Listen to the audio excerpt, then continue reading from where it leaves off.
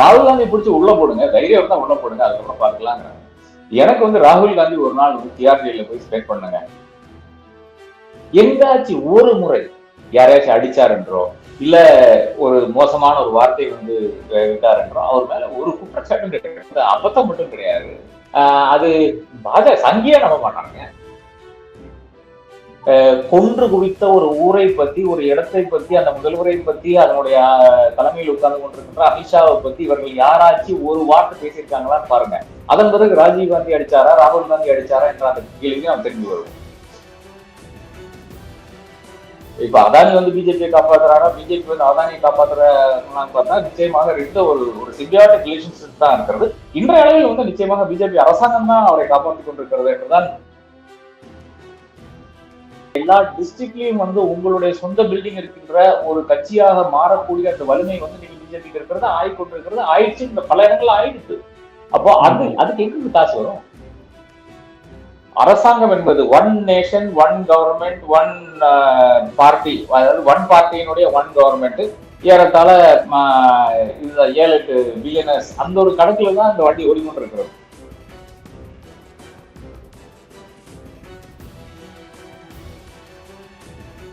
டிடிபேட் நேயர்களுக்கு வணக்கம். இன்றைய சிறப்பு நேர்காணலில் நம்மோடு இணைந்திருக்கிறார் மூத்த பத்திரிகையாளர் டாக்டர் ஆர்.கே. ராதாகிருஷ்ணன். சார் வணக்கம். வணக்கம் சார். நீண்ட காலமா இந்த பார்லிமெண்ட் விஷயம்ஸ் எல்லாம் நீங்க பார்த்திருப்பீங்க. நேத்து என்னடானா உள்ளுக்குள்ளேயே பிரச்சனைகள் நடக்குது. இன்னைக்கு அமித்ஷாவோட காரை வந்து வழிமறிச்சிட்டாங்க அப்படின்னு இன்னொரு நியூஸ் வந்து கிளப்புறாங்க. நேத்து நடந்த சம்பவம், குறிப்பா அந்த குளிர்கால கூட்டத்தோட ஆரம்பிச்சதுல இருந்தே நடந்த விஷயங்கள் எல்லாமே நீங்க எப்படி சார் பாக்குறீங்க? அது நேத்து ரொம்ப எக்ஸ்ட்ரீமா போயிருக்காங்க. உங்களுடைய பார்வை என்ன சார்? எல்லாம் வந்து திசை திருப்ப வேண்டும் ஒரு கருத்தோட தான் பண்ணிட்டு இருக்காங்க. அதுவும் காங்கிரஸும் போய் அதுல கரெக்டா போய் மாட்டுது. ஏன்னா இப்போ வந்து இந்த அம்பேத்கர் இஷ்யூல வந்து யாரும் ஒன்றும் பேச முடியாத ஒரு நிலைமை தான் இருக்கிறது. அது யாரும் எங்கிருந்து திசை திருப்புறாங்கன்னு பாத்தீங்கன்னா அதானி இஷ்யூல திசை திருப்புறாங்க.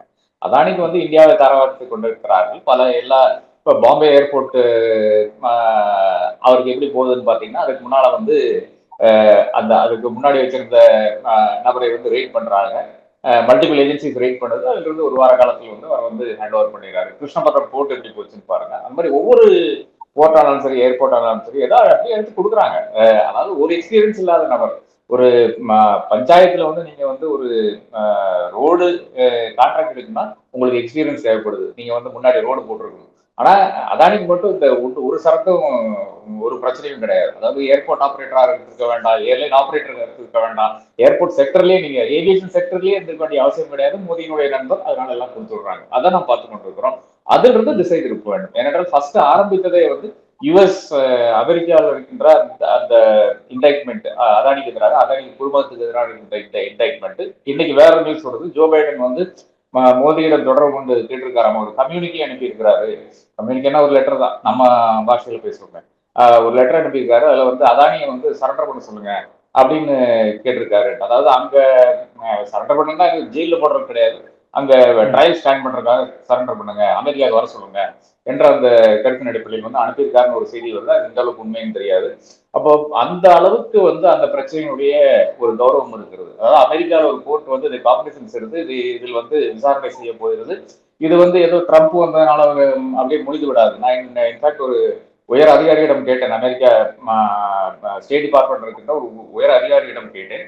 அவர் என்கிட்ட சொல்ற விஷயம் என்ன பாத்தீங்கன்னா, இப்ப ஒயிட் ஹவுஸுக்கும் இப்போ இந்த நியூயார்க்ல நடக்கிற இந்த ப்ரொசீஜருக்கும் 2 பேரும் டெமோக்ராட்ஸ் தான். இப்ப நியூயார்க்ல ஆரம்பிச்சிருக்கின்ற அந்த ப்ராசிக்யூட்டரும் டெமோக்ராட் தான், இந்தியா வெப்சைட். அதே நேரத்துல ஒயிட் ஹவுஸ் யாருக்கு இருக்குன்னா இன்னைக்கும் ஜோ பைடன் கிட்ட தான் இருக்கு. ஆனா ஒரு ஜோ பைடன் வந்து அவருக்கு போன் போட்டு சொல்ல முடியாது, ஏப்பா இதெல்லாம் பண்ணாதப்பா. எப்படி அமித்ஷா வந்து பல விஷயங்கள் வந்து ஈடுபடுகிறாரோ அதே மாதிரி இப்போ சிபிஐ திடீரென்று என்ன விசாரணை செய்து கொண்டிருக்கிறது, இடி என்ன விசாரணை செய்து பாத்தீங்கன்னா எல்லாமே எதிர்கட்சிகளை விசாரணை செய்து கொண்டிருக்கிறது. அப்ப அதுல என்னன்னா ஆளுங்கட்சியினுடைய தலையீடு நிச்சயமாக இருந்தால் மட்டும்தான் இப்படி சுச்சுவேஷன் வரும் என்று, சூழல் வரும் என்று நமக்கு அனைவருக்கும் தெரிஞ்ச விஷயமா இருக்கிறது. ஆனால் அமெரிக்காவில் இருக்கின்ற ஆளுங்கட்சி ட்ரம்ப் ஆனாலும் சரி, ஜோ பைடன் ஆனாலும் சரி, தலையிடாத முடியாத ஒரு இன்வெஸ்டிகேஷன் தான் வந்து நடந்து கொண்டிருக்கிறது. அதனுடைய பேசிஸ் தான் இங்க இருக்கின்ற அரசியல் கட்சிகள் கேட்கிறார்கள். போன முறை அவர் வந்து எழுப்பினார்கள், ஹிடன்பர்கினுடைய ரிப்போர்ட் வந்த போதே அவர் வந்து எழுப்பினார்கள். நேருவை பத்தி பார்லிமெண்ட்ல எதிர்கட்சி ஆளுங்கட்சிகள் வைக்கக்கூடிய குற்றச்சாட்டு கொஞ்சம் நெஞ்சம் இல்ல. ஆரம்பத்துல இருந்தே கடுமையான விமர்சனங்கள் வச்சாங்க. அப்ப எல்லாம் இது மாதிரியான போராட்டங்களை முன்னெடுக்காத காங்கிரஸ் அம்பேத்கரை பத்தி சொன்னப்ப மட்டும் இவ்வளவு ஆக்ரோஷமா இறங்க வேண்டிய அவசியம் என்ன சார்? இப்ப காங்கிரஸ் இறங்குறாங்களா இல்ல காங்கிரஸ் இறக்கப்பட்டதா இல்ல இது வந்து இப்ப இது டெய்ல் வேக் இந்த டாக் வேக் இந்த டெய்லாம் ஒன்றும் புரியல. அதாவது யார் யாரை வந்து லீட் பண்ணி செல்கிறாருன்னு புரிய மாட்டேங்குது. அதான் பிரச்சனையா இருக்குது. நிச்சயமாக இது ஒரு பெரும் பிரச்சனை தான். இன்சல்ட் அம்பேத்கர் என்பது நிச்சயமாக ஒரு பெரிய பிரச்சனை தான். அது இன்சல்ட்டாக தான் நான் பார்க்கிறேன். அதுல ஒண்ணுமே மாற்று கருத்து இருக்க முடியாது. அது என்ன பிரச்சனைன்னு பாத்தீங்கன்னா, என்னை பொறுத்தளவுல வந்து அம்பேத்கர் வந்து இது ஒரு டிபேட்டாக எடுத்துக்கொண்டு செல்ல வேண்டும் என்றுதான் அவர் வந்து விரும்பி இருப்பார். இப்ப அமித்ஷா மேல இதுல ப்ரெஷர் போடலாம். இந்த ஒரு இஷ்யூனால ப்ரெஷர் போடலாம். ஆனா அதெல்லாம் என்ன ஆகுதுன்னு பாத்தீங்கன்னா, அதானி மேல இந்த ப்ரெஷர் வந்து அப்படியே சற்று குறைந்து வருகிறது. அது அது அதானியும் விரும்புவார், மோடியும் விரும்புவார், அமித்ஷாவும் விரும்புவார். அமித்ஷா வந்து எவ்வளவு பிரச்சனையும் தாங்கிக் கொள்ளக்கூடிய ஒரு மனிதராக இருக்கிறார். அப்ப என்னை பொறுத்தவரை பாஜகவுடைய ஸ்ட்ராட்டஜி வந்து சூப்பரா ஒர்க் அவுட் ஆயிருக்கிறது. காங்கிரஸ் வந்து இதுல ஏனோதானோ போய் அப்கோர்ஸ் ஃபர்ஸ்ட் டே வந்து ப்ரொடெஸ்ட் பண்றாங்க. ஓகே, ஒரு நாள் வந்து அவை வந்து முடக்கம் வந்து தவறில்லை. அவை முடக்கம் நிச்சயமாக ஒரு அரசியல் விஷயமாகத்தான் நான் பார்க்கிறேன். நிச்சயமாக அதை செய்யத்தான் வேண்டும் என்று நான் கருதுகிறேன். நான் மக்களுக்கு எதிரான விஷயங்கள் வந்து அங்க வந்தால் நிச்சயமாக அதெல்லாம் ஒத்துக்கொள்ளக்கூடிய விஷயமாக தான் இருக்கிறது. ஆனால் அதை தாண்டி தொடர்ந்து முடக்கம் என்பது நிச்சயமாக எனக்கு ஒத்துக்கொள்ள முடியாத விஷயமாக தான் இருக்கிறது. அது யாரும் தேசிய தலைவர்கள் இது நம்ம ஃப்ரேமர்ஸ் ஆஃப் த கான்ஸ்டிடியூஷன் ஆரம்பித்துக் கொண்டு நேரு இருந்து ஆரம்பித்துக் கொண்டு யாரும் இது விரும்ப மாட்டார்கள். காங்கிரஸ் கட்சி இதை வந்து பின்வாங்க வேண்டும். சார், எனக்கு இப்ப சந்தேகம் என்ன அப்படின்னா, அதானிய வந்து மோடி கவர்மெண்ட் காப்பாத்துறாங்களா இல்ல மோடி கவர்மெண்ட் அதானி காப்பாத்துறாங்களா அப்படின்ற கேள்வி பிரதானமா வருது. இல்ல அது இப்ப நம்மளுடைய மாடலே வந்து ஏறத்தாழ ஒரு சவுத் கொரியன் மாடலாக மாறிக்கணும். நம்மளது பார்த்தா பாஜகவுடைய மாடல். அதாவது ஒரு 7-8 செல்வந்தர்கள் இருக்க வேண்டும். அந்த 7-8 செல்வந்தர்கள் வந்து எல்லா சட்டத்திலும் இருக்க வேண்டும். அவர்கள் தான் அனைத்தையும் செய்ய வேண்டும் என்ற அந்த அடிப்படையில் தான் நம்ம வண்டி ஓடிக்கொண்டிருக்கிறது. அப்ப அந்த 7-8 செல்வந்தர்கள் என்ன பண்ணுவாங்க பாத்தீங்கன்னா, இந்த அரசாங்கத்துக்கு இல்லை என்றால் இந்த கட்சிக்கு மட்டும்தான், அரசாங்கத்தில் இருக்கிற கட்சிக்கு அதிகமாக பணம் கொடுப்பார்கள். பாக்கி இருக்கின்ற கட்சிகளுக்கும் கொடுப்பார்கள். ஒரு இவங்களுக்கு வந்து ஒரு 90% கொடுத்தாங்கன்னா அந்த பக்கம் ஒரு 10% கொடுப்பாங்க. அந்த ஒரு இதுதான். அதாவது அதை ஏன் செய்ய வேண்டும் என்று பாத்தீங்கன்னா, அது வந்து ஒரு அரசியல் தந்திரமாக நான் காண்கிறேன். அது ஏன் தந்திரமாக காண்கிறேன் பாத்தீங்கன்னா, இந்த 7 இருந்தாங்கன்னா இப்ப இந்தியாவில இப்ப வந்து ஒரு 10 வருஷம் முன்னாடி வந்து பாத்தீங்கன்னா ஒரு 25 செல்வந்தர்கள் இருந்தாங்க. ஜிண்டாலு அவங்க எல்லாம் சேர்த்து பாத்தீங்கன்னா ஷாவேலஸ் நிறைய பேர் இருந்தாங்க 25 வருஷம் முன்னாடி. அது வந்து படிப்படியாக கம்மியாகி இப்போ வந்து ஏறத்தாழ ஒரு 7-8 பேர் தான் அந்த லெவல்ல இருக்கிறாங்க. ஒரு விஜய் எல்லாம் திவால் ஆயிட்டாரு, ஓடி போயிட்டாரு. நம்ம மெகுல் ஜோஸ்டி எல்லாம் ஓடி போயிட்டாங்க, ஊரை விட்டு ஓடி போயிட்டாங்க. அப்போ அப்படி இருக்கிற நிலைமையில வந்து இவர்கள் தான் இப்போ வந்து பாக்கி இருக்கின்ற இந்த மேஜர் ஃபண்டிங் வந்து இவர்கள் தான் அரசியல் கட்சிகளுக்கு பண்ண முடியும். அப்போ அவர்களை எல்லாம் நாம நம்மளுடைய ஆட்களாக மாற்றிவிட்டால், இல்லைன்னா நம்மளுடைய செட் ஆஃப் செல்வந்தர்களை உருவாக்கி விட்டால் அப்புறம் வேற நமக்கு பிரச்சனையே வராதுங்கிறது தான். அதாவது அரசியல் கட்சி வந்து இயங்குவதற்கும் ஒரு தேர்தலை சந்திப்பதற்கும் நிச்சயமாக கோடிக்கணக்கில் பணம் தேவைப்படுகிறது. நமக்கு எல்லாம் தெரிஞ்ச விஷயம் தான். தன்னுடைய கட்சிகளுக்காக, தன்னுடைய கிளை ஆர்கனைசேஷன்ஸ்க்காக பில்டிங் கட்டி இருக்காங்க. டெல்லியில வந்து இன்னைக்கு 13 டவர் வருகின்ற அரசு பில்டிங் வந்து தயாராகி கொண்டிருக்கிறது. டெல்லியில வந்து மறுபடியும் வந்து பிஜேபி ஒரு பெரிய ஒரு கட்டமைப்பை வந்து உருவாக்கி இருக்கிறது. அப்ப அந்த அளவுக்கு வந்து கட்டமைப்பை உருவாக்க இருக்கும். அந்த அளவுக்கு வந்து நீங்க பெரிய ஒரு வேரூன்றிய, அதாவது எல்லா டிஸ்ட்ரிக்ட்லயும் வந்து உங்களுடைய சொந்த பில்டிங் இருக்கின்ற ஒரு கட்சியாக மாறக்கூடிய அந்த வலிமை வந்து இன்னைக்கு பிஜேபிக்கு இருக்கிறது, ஆயிக்கொண்டிருக்கிறது, ஆயிடுச்சு. இந்த பல இடங்கள்ல ஆயிடுச்சு. அப்போ அதுக்கு எங்க காசு வரும்? 7,000 பில்டிங் கட்டியிருக்காங்கன்னா அது எவ்வளவு கோடிகள்ங்க. அப்ப இதற்கெல்லாம் காசு எங்கிருந்து வருது? செல்வந்தர்கிட்ட தான் வருது. நம்ம கிட்ட ஒன்றும் பெருசா வந்து ஒரு மாஸ் டிரைவ்ல வந்து நம்ம கிட்ட வேற காசு கேட்டதாவே தெரியலையே. பிஜேபி வந்து இப்ப சிபிஎம்னு அந்த பக்கெட் பிரிவு, பக்கெட்ல வந்து இது கேட்பாங்க, பிரிவு எடுப்பாங்க, காசு எடுப்பாங்க. அதாவது நீங்க கான்ட்ரிபியூட் பண்ணுங்கன்னு சொல்லிட்டு வருவாங்க. இந்த மாதிரி எல்லாம் நமக்கு பிஜேபி வந்ததே கிடையாது.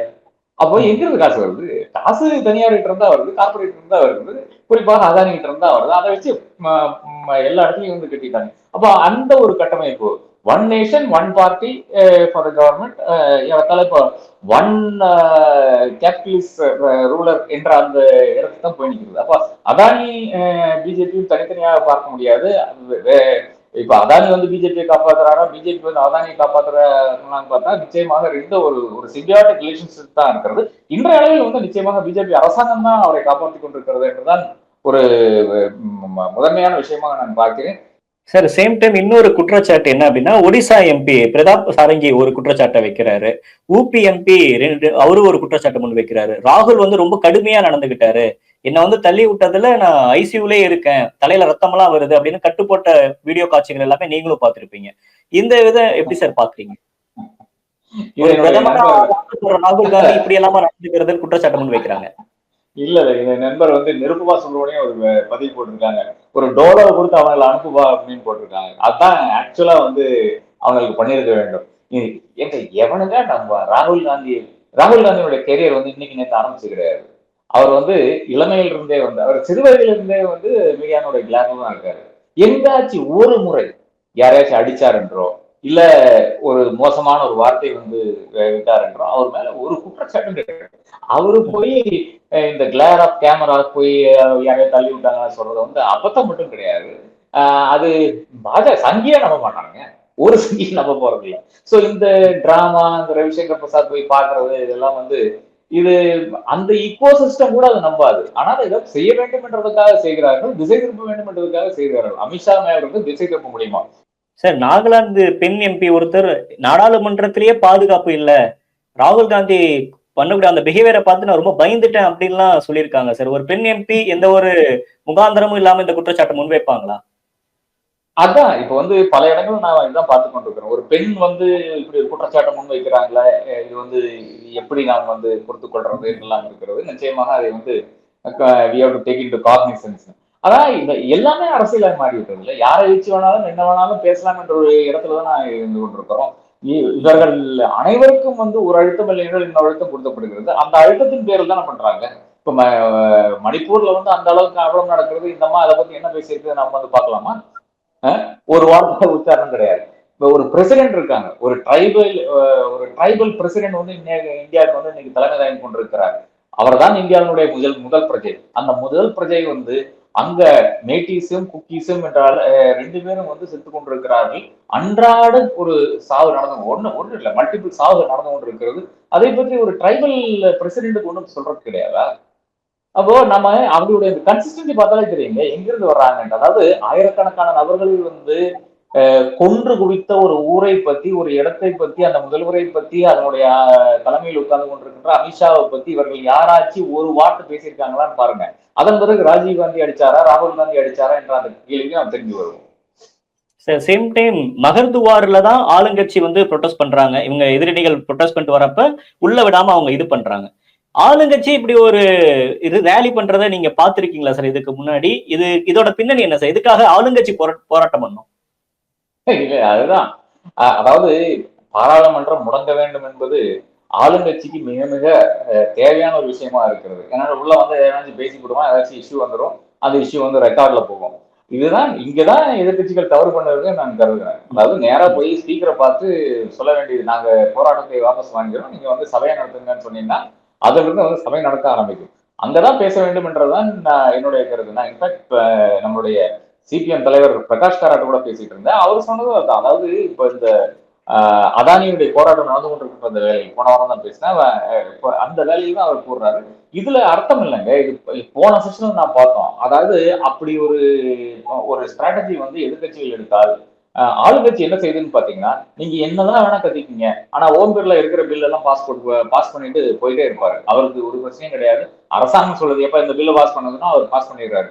அவர் பாரபட்சம் இல்லாத ஸ்பீக்கராக அவர் இதுவரை 10 வருட காலமாக செயல்படவில்லை.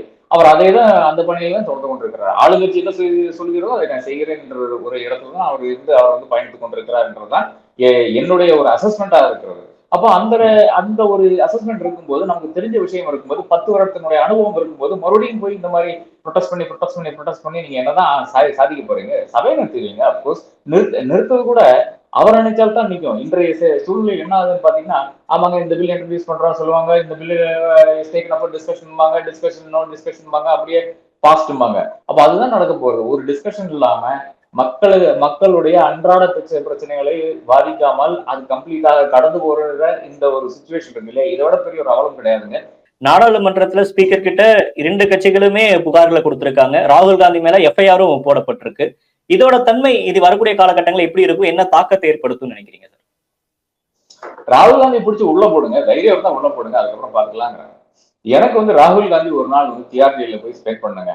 அதன் பிறகு மறுபடியும் இந்த எதிர்கட்சியில் 2024க்கு முன்னாடி இருந்த அந்த யூனிட்டி வந்து மறுபடியும் வரும் என்று நான் கருதுகிறேன். அதற்கு அமித்ஷாவும் மோடியும் வழி சென்றால் வழிதான் நிச்சயமாக அது எதிர்கட்சிகளுக்கு ஒரு பெரிய வரப்பிரசாதமாக அமையும் என்றதுதான் என்னுடைய கருத்து. நிச்சயமா நடக்கும் என்று நான் வெட்டிக் கொள்கிறேன். இது எங்கேயும் போகாது. இது கம்ப்ளைண்ட் கவுண்டர் கம்ப்ளைண்ட். இது இது வந்து ஒரு பேரம் பேசுற மாதிரி தான். அப்படியா அமித்ஷா மன்னிப்பெல்லாம் கேட்க மாட்டாருங்க, எஃப்ஐஆர் வேணா நாங்க வாபஸ் வாங்கிக்கிறோம். இது பாருங்க, ஒரு எஃப்ஐஆர் போடுறது எவ்வளவு கடினம் தெரியுங்களா? இந்தியா ஒட்டுமொத்தம் நம்ம என்னதான் போய் ஒரு போலீஸ்காரங்கிட்ட மன்றாடி சொன்னா கூட, ஒரு போலீஸ் ஸ்டேஷன்ல போட கூட வந்து சிஎஸ்ஆர் போட்டு கொடுப்பாங்க. முக்காவாசி விஷயங்கள் வந்து சிஎஸ்ஆர்ல தான் போகும். ஆனால் ராகுல் காந்தி ஆனதுனால இமீடியட்டா எஃப்ஐஆர். ஏன் அமித்ஷா மேல எஃப்ஐஆர் போடக்கூடாது? ஏன் வன்கொடுமை சட்டத்தின் மேல அவர் மேல எஃப்ஐஆர் ஏன் போடக்கூடாதுன்னு நான் கேட்கிறேன். இப்போ என்னை பொறுத்தளவுல அது அது அது ஒரு இஷ்யூவாக நான் எடுத்துக்கொள்ளவில்லை. ஆனா இந்த ஒரு கவுண்டருக்காக நான் கேட்கிறேன். ராகுல் காந்தி மேல அவர் தள்ளி விட்டாரு, அதனால வந்து இவருக்கு வந்து ஹெட் இன்ஜுரி ஆயிடுச்சு, ஹெட் இன்ஜுரி ஆனதுனால போய் படுத்தாரு. 1 மணிக்கு போய் படுக்கிறாராமா, 1:30 மணிக்கு வந்து மோடி பேசுறாருன்னா இவர் எடுத்து போன் எடுத்து பேசிட்டாராமா. ஹெட் இன்ஜுரியில இவ்வளவு இருக்கு. அது இன்னொரு ஒரு டாக்டர் வந்து அந்த ஏஎன்ஐ என்ற நிறுவனத்துக்கு பேட்டி கொடுத்து கொண்டிருக்கிறார்.